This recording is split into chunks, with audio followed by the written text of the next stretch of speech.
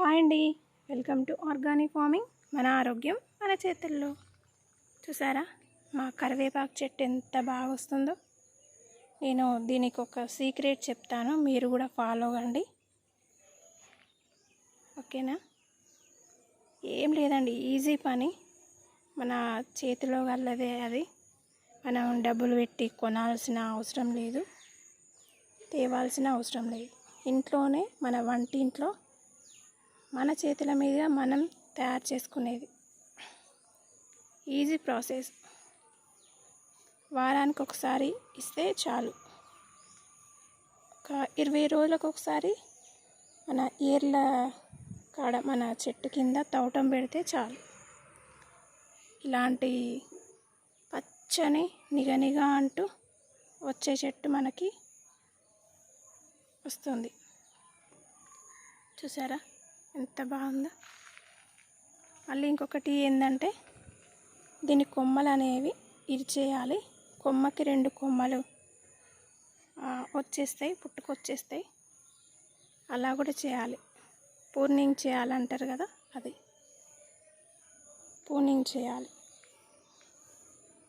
ఇప్పుడు మనం వీడియోలోకి వెళ్దాం. నేను ఏ లిక్విడ్, ఏ ఫర్టిలైజర్స్ ఇస్తానో ఈ వీడియో లాస్ట్ వరకు చూడండి, స్కిప్ చేయకుండా చూడండి.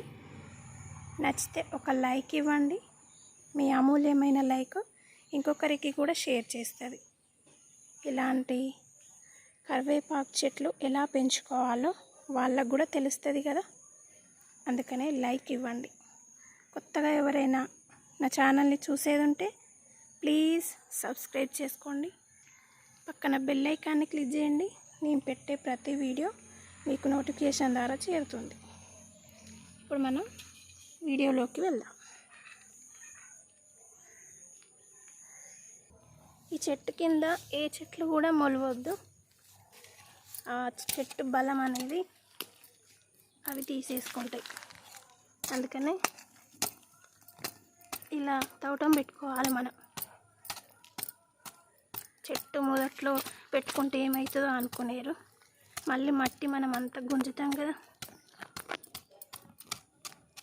మనం ఏరుని కదిలియాలి. కదిలిస్తేనే అప్పుడు చెట్టు మళ్ళీ ఎదుగుతుంది. ఇలా మనం మళ్ళీ ఈ మట్టి అంతా దగ్గరికి అనుకోవచ్చు దాని మొదట్లోకి.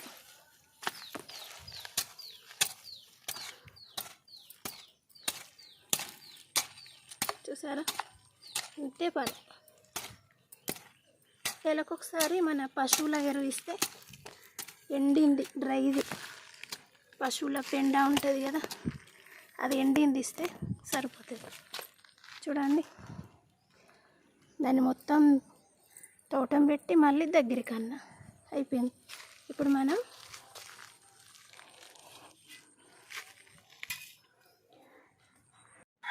రోజు ఇలా బియ్యం కడిగిన వాటర్ రోజు ఒక చెట్టుకు పోస్తూ ఉంటా. ఇవాళ నేను కరివేపాకు చెట్టుకు పోద్దాం అనుకుంటున్నా. మనం బయట పారవోసే బదులు చెట్టు పోస్తే చాలా మంచిగా గ్రోత్ వస్తుంది. మీరు చూడండి.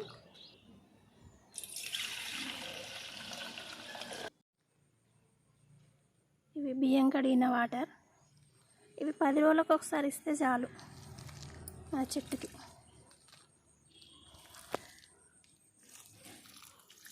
చెట్టు బలంగా తయారవుతుంది బియ్యం కడిగిన వాటర్తో.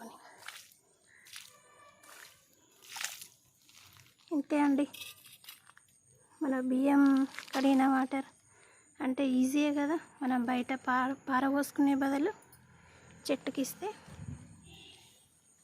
చెట్టు ఇంత ఫ్రెష్గా తయారవుతుంది. చూసారా, ఇప్పుడు మనం ప్రూనింగ్ ఎలా చేయాలి అంటే, ఈ కొమ్మ ఉంది కదా, నేను ఇక్కడ కొమ్మ ఇరిచేస్తే ఎన్ని కొమ్మలు పుట్టినాయి చూసిన. 1 2 3 4 5 6 కొమ్మలు వచ్చినాయి. ఒక్క కొమ్మ ఇరిచేస్తే 6 కొమ్మలు వచ్చినాయి. ఈ 6 కొమ్మలు ఎంత ఫ్రెష్గా ఉన్నాయి చూడండి, ఎంత బాగున్నాయి. 6 కొమ్మలు హెల్దీగా ఉన్నాయి. ఇప్పుడు మనం ఇక్కడ నేను ఇంట్లోకి వాడడానికి ఈ కొమ్మ ఇరిచేస్తున్నా. ఈ కొమ్మ ద్వారా ఇంకొక 4-5 కొమ్మలు వచ్చేస్తాయి. అయ్యో ఎగురొస్తుంది కదా, అలా ఇరిచేస్తే ఎలా అనుకోకండి. ఇంకా 4 కొమ్మలు దీని ద్వారా వచ్చేస్తాయి. ఇక్కడ చూసారా పైన ఎగురుంది.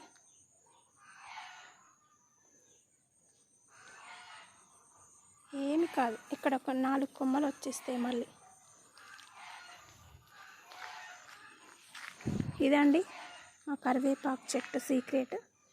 మీరు కూడా ఇలాగే ఫాలో అవుతారని నేను ఆశిస్తున్నాను.